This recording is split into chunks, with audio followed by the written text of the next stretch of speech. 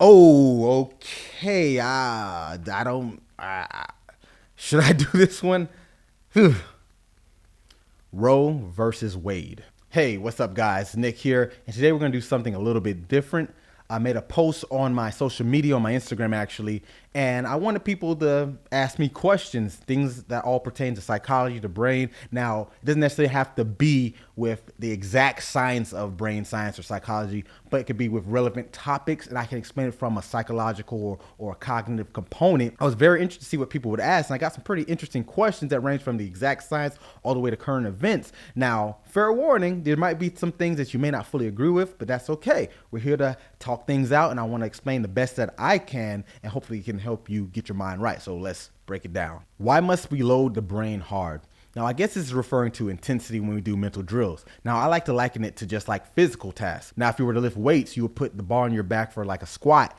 And if you just only did the bar, you can adapt to that and get stronger, but eventually it won't be enough. You have to put on more weight. Now, with fitness, it's weight lifted or percent of heart rate. But with mental training, it's how long is the stimulus shown, how many stimulus or stimuli, I should say, are presented. So, for example, there's something like simple reaction when you see a light and you quickly deactivate it by putting it out. Now, that simple reaction doesn't take too much thinking. Now, if I said you have to recall auditory sets of numbers that are said out loud while doing reaction tasks, now there's two things going on. You're dual tasking. So the brain has to factor in what's being heard, hold it in while still paying attention to what's going on around you with the reaction task. Now, this is more complex. So intensity with mental training is duration as well as how much stimuli. Because just like with fitness, it's a total of all of that. We call that volume.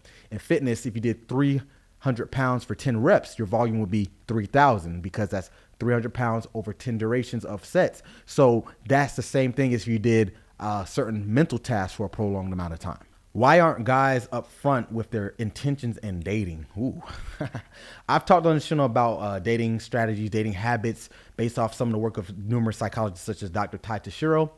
Now, when we talk about why guys aren't up front with their intentions, I'm not sure exactly what that's referring to either, but I can assume maybe that it means why don't they say they just want something physical or casual when leading girls on to be more romantic and long term. Now, if we look at something like evolutionary psychology, we can look at long-term versus short-term mating strategies because we live in modern times now. For the most part, we're very comfortable. Despite what's going on in the media and the world, at least in America, we're living pretty comfortable for the most part as a majority. Obviously, there's poverty. I'm not disregarding that. But if you look at even from the macro level of the whole world, we're still doing better than our ancient ancestors where almost everything was dangerous. We look at mortality rates when people died. It's not necessarily because life expectancy was short. It was just a lot of things that could kill us. Look at just murder was one of the top causes. Another tribe comes and kills you. Sickness, things that we can cure instantly now. Something like taking a bath was even not common. So typically life is easier now. And the reason I bring that up is because now the strategies that we use now don't really mesh with the things we used to do, but we're wired for that. So meaning, why do guys not be upfront if they only want something casual or sexual is because planting your seed was important because you wanted your genealogy, your fitness to continue. But the thing is, life wasn't guaranteed in many forms. Pregnancy, from the mother being able to carry the child to term, to also even just surviving the actual labor. And even after the baby was born, it wasn't guaranteed it was going to live. Now you look at why guys are wired to do this. It's not giving an excuse, but if my mating strategy is to do this, why would I tell you if I know it's going to backfire? Because if a guy said, hey, I think you're cool, I don't see nothing long-term with this, but I do want to have sex with you, it probably won't fly too well. You might slap in the face, throw a drink at him, but it's not going to end well for him. But we're logical beings, just humans in general, and it doesn't make sense. So we use the strategy of let's kind of bend the truth or even lie and let them think we're going to do long-term because it gets us sex. Now, granted, I always say there's no more saber-toothed tiger, so this strategy is not as relevant since child mortality is much, much higher, but you can argue this is something they do because if they want sex and that's what they're going to get, they're going to do whatever it takes, and it would be very detrimental in the short-term dating strategy to tell you their exact intentions. It's kind of if you even look at something like makeup, people wear makeup for a reason. It's not just to say you look good for yourself. Cool, that's fine, but it's obviously a strategy because in ancient times, the best looking woman would attract the better quality men, and this was something we did and we still do to some extent, and it's not going to go away. While we've evolved in so many ways technologically, our internal biology is kind of still there. So hope that helped. Why increased prefrontal oxygenation is important. Wow, they're really getting technical on me. So let me try my best with this one. So basically, you need oxygen. That's obvious. We breathe, we take in the oxygen, and then we breathe out carbon dioxide. And this balance keeps us going, and the blood cells carry the oxygen to working extremities such as your organs, your muscles, and then obviously your brain. Now, when we have more oxygen, that means the neurons can communicate better. Now, if we talk about prefrontal function, this is the part of the brain that makes us human. Obviously, other animals have these regions, but ours is much larger per capita. So what that means is based on our body weight, we have a larger brain in relevance to our overall mass. And our brain takes up about 30% of all oxygen usage. So you can see why this is important. Now, coming back to the prefrontal cortex, that region of the brain, this is what makes us do decision-making, emotional regulation, impulse control, being able to withstand stimuli that isn't needed or do things that are needed when they're presented. All these different tasks is what makes us more rational, so we can go about our day-to-day life without just acting on emotion, and the amygdala, which is the brain's emotional center, takes over. So when you do different cognitive tasks, for example, this helps with more oxygenation and blood flow to those regions of the brain, such as the prefrontal cortex. Your favorite easy to incorporate daily routine stuff. So this one's more about me. I don't talk about myself a lot on this channel, but let's go at it. So there's two things I'll say that I do regularly and as part of my daily routine. The first one will seem very straightforward, but breathing. Now, when you talk about breathing, obviously we do it every day. This is what we need to survive. I just talked about how oxygen is needed for the brain. But when I say breathing, I mean actual mindful, intentful breathing. So there's something called box breathing. And I like to practice this, and I've gotten to the point where I've gotten good at it, so I don't have to practice as long as I used to. But typically want to start off, say, maybe 2 to 5 minutes. Slowly inhaling through the nose for about 3 to 5 seconds, hold about 2 to 4 seconds, and exhale slowly through the mouth about 3 to 5 seconds. Now, what's happening here is it's allowing me to, one, be in complete awareness of what's going on. By slowing down your breathing, you have to think about what's going on now, and you're being intentful with the exact moment. But from a physiological standpoint, this helps with something called the vagus nerve. It activates it. So this runs from the brain through to the heart, down to the stomach. And basically, you're able to slow down your heart rate. The parasympathetic nervous system is activated. So now you're physiologically not stressed. Now, does it mean that the anxiety or worries just leave your mind? No. But guess what? If I'm able to slow down my heart rate, my breathing, now it gives me more time to be mindful and think about what's going on inside my head. It would be kind of hard to rationalize and make good sound decisions, think clearly when your heart's beating through your chest. So this is why this is important for me when I do this. Now I've got to the point where I can just do it a few times because I've practiced it just like any other skill, and it becomes second nature to calm me down. Now, the other thing that I like to do is something that has to do with self-talk. I usually make a list about 3 to 5 things, usually a phrase or a sentence, sometimes just a word, to reiterate what I'm trying to accomplish, not necessarily a goal, but reinforce things. So for example, there was times when I was going through tough scenarios and I would need to reinforce that I am capable. Now, it may not say something like you can do anything, nothing can stop you. It was more so reminding me that I've gotten through these things before. And I would read this list and it would reinforce. So breathing and self-talk lists are great. You're not only physiologically getting your mind right, but psychologically you're reinforcing these behaviors and thoughts so you can continue to perform the best that you possibly can. Oh, okay. Should I do this one? Roe versus Wade. Now, I'm not going to talk about an actual political standing, a pro, anti. That's not what I'm here for. Let's talk about psychology. So I've been seeing a lot of posts online, regardless if they're pro or anti that A word. And what I've noticed, regardless of what their stance is, they demonstrate some of the same cognitive biases. So a cognitive bias is basically something that causes lapses in judgment, and sometimes not to be wrong, but it makes something more rational for us because our brain takes in a lot of information, and sometimes it needs to skip steps. So with cognitive biases, it skips these steps to get to the end point, but sometimes the step skipping could make us think incorrectly or skew our judgment. So the cognitive bias I think I see most, and I'm going to talk about just this one, is fundamental attribution error.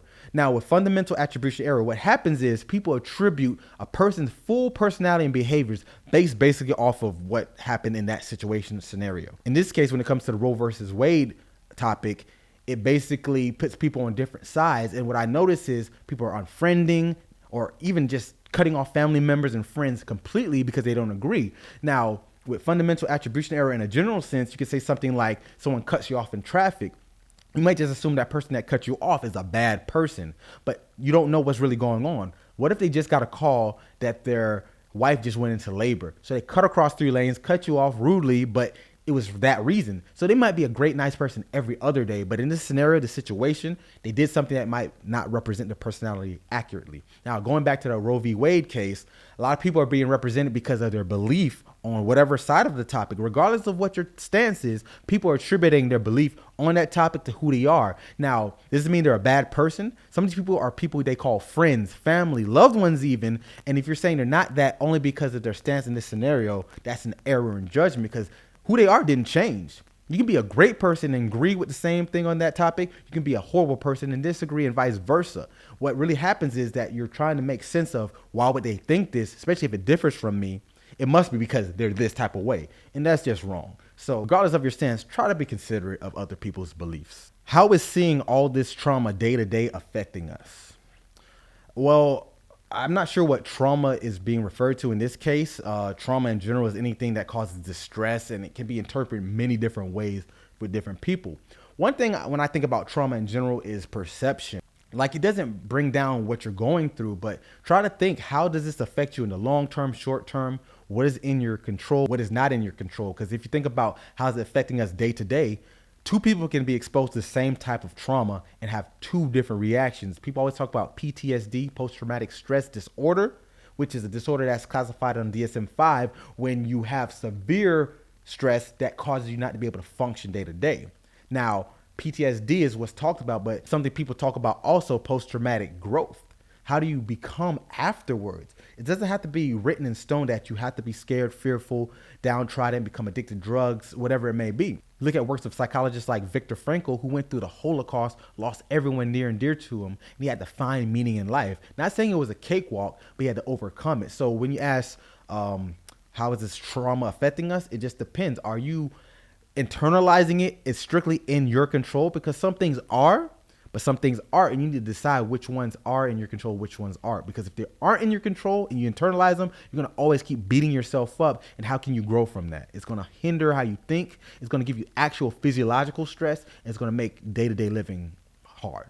What do dreams mean? So there's a lot of schools of thoughts on this. You can look at Carl Jung, how he interprets dreams. Freud, there's numerous psychologists, even current, that have thoughts on this. But when I think about it, I've learned in my studies, dreams are usually a reflection of what you're already thinking about and ruminating on. Because if you go through a tough situation, you're thinking about how to overcome it, the thoughts of that might enter your dream. Now, it may not be as cut and dry as just whatever you thought about appears. It may come in a different form as a allegory, some kind of lesson, or some kind of representation. It could even come in almost a mystery, but it could help as almost therapy, because now it gets to play out the actual scenario or a remnant of scenario, but actually happening. If you have something that's been sitting on your chest for a while and you didn't tell the person because you're afraid of the outcome, the dream may relay that in a very creative way or a straightforward way, and you can see how it goes. Now, does it mean it's going to go like that in the real world? No, but it gives you an idea, and the brain is getting wired to accommodate that, and that's very interesting to me.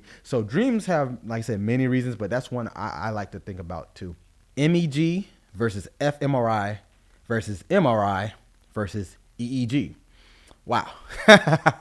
So I guess I'll try to break this down too, because this is very deep topics, but I'll try to make it straight to the point. So let's go with MEG and EEG first. One stands for magnetoencephalogram and the other stands for electroencephalogram. Now with MEG and EEG, this is both involves reading the signals of the actual brain's electrical impulses. Now with EEG, you're usually placing electrodes on top of the head or the scalp, and it's reading the actual electrical signals that are being used by the neurons when they fire, when you do whatever task, or even when you're at rest.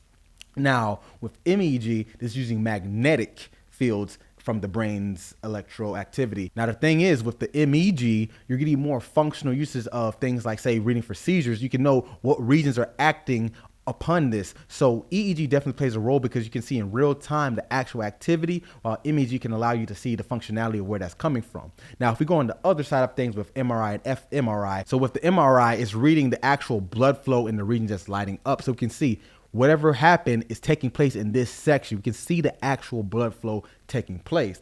Now with fMRI, this usually happens when they do something like some kind of cognitive task, so they can not only pinpoint where the blood flow is going, but what function does it serve and how it's being affected. Okay, I think this is the last one. How can you measure improvement in brain activity while excluding the practice effect?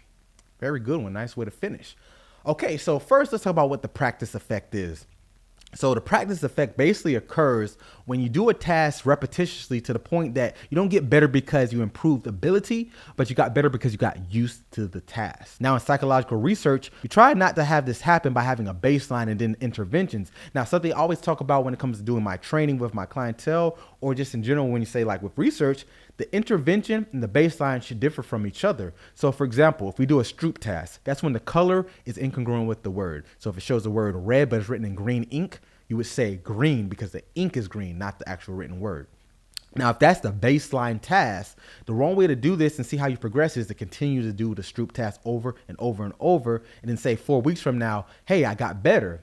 Of course you did. You got good at said task. So the goal is to find a similar skill that relates to said task. So for example, the Stroop effect is a test of inhibition and impulse control. So if you do well at this task, it can say that you're very good at inhibition control. Now, the task that you do for the intervention should showcase this. Now, the simplest way to do it is do an inverted Stroop task. So that's when the word is what matters and not the color. So if it shows the word red and it's written in green, you would say red because that's what the word is. So these are kind of the same, but they are slightly different. And you can see, okay, they adapted. But if that's still too close to the baseline, you can go even further.